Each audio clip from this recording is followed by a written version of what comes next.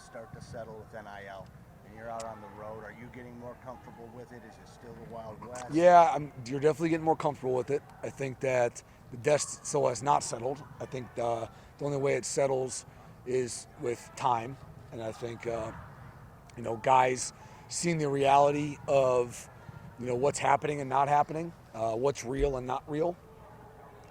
That won't show until down the road, and so, but it's definitely more comfortable. It's here to stay, so it's not as new, but definitely interesting dynamic though. Are you guys happy with where you are in terms of whether it's how it's coming in, and you always are going to want more? I get that. That's the fine balance, right? You always want to have more, and that's just the reality of it. I mean, if you asked NFL teams if they wish the salary cap was higher, they would say, yeah, they wish it was higher. So, I would say that I'm really happy with where we're at. I think that, I'm proud of the way we've gone about it. I'm sure Coach Day can hit on it more. I don't want to speak, out of context there, but we definitely want to be sustainable. We definitely want to be, very thoughtful and thorough, and really, do right by the young men. And I think that we're doing that at a pretty good clip. You hear all these stories. Have you been surprised by how much a kid wants to talk about it, or what's expected? Did you see it? Maybe it isn't. Maybe the percentage of how high that is in the recruiting conversation isn't what we're hearing. Well, I think it's a part of a variable. Like the variable, like anything, can change. So where those people, where the young athletes place that variable in the importance of their recruitment is on them. And we know it's important. We don't believe it's the most important. So all that has to match up, and I think that's really important. I think that's part of maybe the emphasis in the athlete's mind or family's mind and all that, and it all plays a part, right? At the end of the day, there's a bunch of variables on the table. You're trying to assess the variables and determine that young man's odds of success based on the variables. That's the combine, that's recruiting, that's all that. So now it's another variable. How you handle that variable and how you place it is up to assessment. So at that program, if you've got a super talented guy, but his number one thing is NIL money. Yep. Stay away. So I would say this. I would say that it's probably per position per coach. I would say as a receiver coach, probably not a guy that would fit in our room. So however each coach handles it and how Coach Day wants to handle it, that's fine. But I'm okay with saying that's probably not the right fit for us in our room. Brian, you're moving up to offensive coordinator. It's not just a promotion for you. It's also part of Ryan's concept of kind of restructuring things. Did you see here these last couple of years how much was kind of on his plate and how that would wear on him a little bit? Yes, that's probably natural. I think the longer you're in it, the more that college football morphs. I mean, let's take a snap back to what college football was in 2015, and then where it is in 2020, 2023. I mean, it's vastly different. And I think that as he continues to be in the head coaching role, and there's more put on your plate, and there's more people, and there's more hands on you, and it just grows, right? And I think Ohio State demands that, obviously, at the highest level. So, I think that he feels that more than I would ever, and he's just trying to do right by what he thinks would be best to help maximize the team.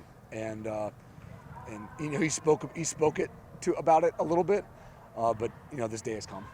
I talked in the past about maybe you didn't take the most linear route to get to here, but when you were in college, when you were in the NFL, were you paying attention to offensive coordinators in such a way that maybe I'm going to do that someday, trying to glean things from? Nope. Nope. Ryan said that you would be more involved now in recruiting the whole offense. Yep. Is that something you're excited about? Is that something that's a challenge because you are a receiver and receiver brains? Yep. No, I think it's exciting. I like being able to reach out to those guys. I think that I lean heavily on the guys. It helps steer me. I want to make sure. Again, I think my job as a coordinator is to help facilitate the position coaches to go after the guys they want, not to go get the guys, but to help facilitate. And just like Coach Day helps facilitate with the receivers, but it's still my responsibility. That's how I feel. So I lean heavily on the position coaches to help guide me on where they want it and where they want me and where they don't. I mean, that's really important. The opportunity to meet more young men and make an imprint on them and hopefully get them here, and that can build. I mean, the biggest part I've told you, Berm, is before is through recruiting. I feel like, the relationship part can be built, because if there's no relationship, there's no coaching. You can only coach a guy as hard as the relationship allows. And I like to try to not hedge my bets, but speed that process up through recruiting. So when they get here, they already know, Hart calls, it's for a reason. And not being like, oh, hey, I'm Coach Hart, nice to meet you. And it takes 6 months to build that relationship. It's really hard to coach in that first 6 months then versus when they step on campus. So just like the receivers, I would feel the same way about the other positions. To that vein, in this cycle, it's kind of your focus will be different than it's ever been before. Is it more important for you in 24 and 25 to get those relationships right now, where you don't have a lot of other stuff around the game in summer? I don't think so. I don't mean to be, dismissive, but I feel like there's plenty of time in the day to get it done. I just got to be more, make sure I stay organized and I don't waste time. But there's plenty of time to get it done. If you're going to experiment with new play callers in the spring, is it advantageous to do so when you're also identifying a new quarterback, as opposed to a guy who's been an assistant for 2 years and this is the offense he's ran? Is there any? I don't feel any type of way towards that. I don't think. I mean, these guys have been in the offense. They know the offense. They're going to continue to build trust, and I'm not worried about them side. It's just making sure they feel how I operate. Ryan, does it help you make that transition to coordinator when you know you have 3 returning starters at receiver? I think having the building full of players that we have, regardless of returning starter or not, provides a great opportunity for anybody to call plays at Ohio State. So, for me, regardless of returning or not, excited for it. You've accumulated a lot of talent in that receiver room. Kind of what's maybe your message to those guys who aren't for the returning starters on how they can earn playing time this year? I think right now in the off-season program, the biggest thing is, and I'll just share it with you, is that I said right now you should be trying to impress your peers. Impress your peers. Your peers know. Players know. By trying to impress your peers, that means everything, right? Being on time, if not early, how you work, how you communicate. If you're up front, you're not in front. All those things matter. And I think by doing that, you'll probably in turn impress Coach Mick, because Coach Mick knows what it looks like. He runs the program. He's really the facilitator of all culture at Ohio State.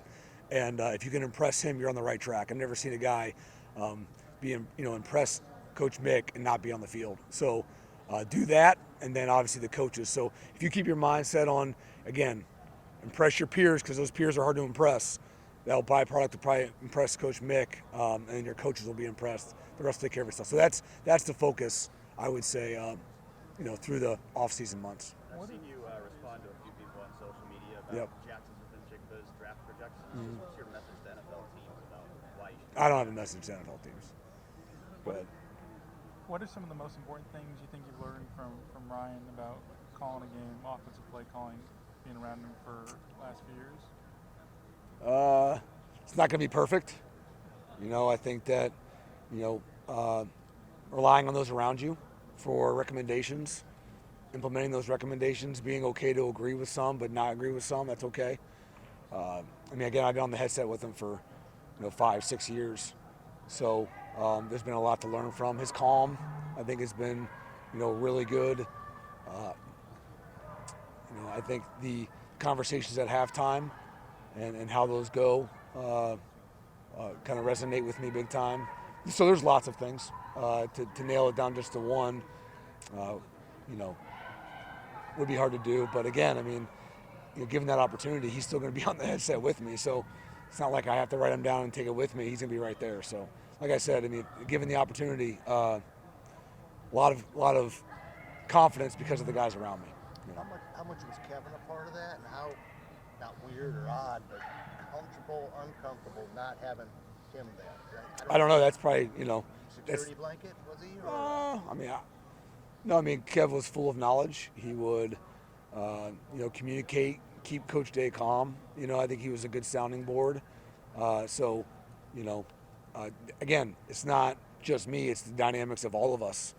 Justin was used to Coach Wilson being there, and and having Coach Bailey and having Tony, and so all of us played our own parts. So that dynamic will change, and like true pros, we'll handle that dynamic change. Moved away though further from the league, playing in the league. I'm just curious if your tenor, if your tone, if your experience has changed, like talking to guys about the NFL compared to today. I mean, is it? That hasn't changed a whole lot. Okay. I mean, I think I don't rely on that. I think the guys kind of like hearing about it a little bit, but they're not learning from their peers. Now we're getting guys in the spot where just call Chris and Garrett. You don't need me. So call Terry McLaurin, call Paris Campbell. So that building of proof in the pudding, as you will, really provides them a great lifeline. What brought you back to coaching? I think I did a thing on you years ago, convenience store drive. It was just my brother was here, and I kind of got in the building, and then I happened to stay in the building. It's really what it was. There wasn't a plan to coach. It kind of happened. They didn't have much going on in the spring of 2017, and I was living in town, and then I just never left. You still have that place? We just sold them all, actually, like last year. Did you all right? Yeah, it's good. Brian, Last question for Coach Coach Day. Coach Day was just talking about having guys who played here, guys who are familiar with this program on staff. Bring in a guy like James. I'm just curious from your perspective how being a guy who is so familiar with the program maybe is different in everything you do as an assistant coach at that program. Well, I don't know. I think that'd be a good question for the players, because at the end of the day, those are the people we want to impact. I guess speaking from my perspective, it seems to be that, when I do talk or I do communicate about the university, it probably comes off a little different than just a guy that's been hired by somebody. And again, it's not a knock on Ohio State. It's just, you go across the country, and that happens everywhere. I mean, how many guys are former players coaching their position at their school? I mean, it's probably pretty few. So the conversation probably just sounds different, which resonates different with the person listening. We can definitely, reach back in and talk about past experiences and talk about what it means to us. And, I think there's times of the year where that hits. Maybe there's a different passion that comes out of it that the guys feel maybe. But again, it's hard for me to say versus a player answering that question. Can I follow up on that? Yep. How much of your philosophy, knowledge, anything else that goes into coaching could you maybe trace back to your playing days? Oh, a lot. I mean, everything, not necessarily the coaches, but just as a player, that's all I base a lot of, like, how I feel, how I react, how I coach, how I hold guys accountable is based off of, when I was a player and what I would have wanted done. And just like, I know when I was full of crap and, like, that's it. So I almost all of it. All right, thank you, Coach. Yep, good. Good, yeah.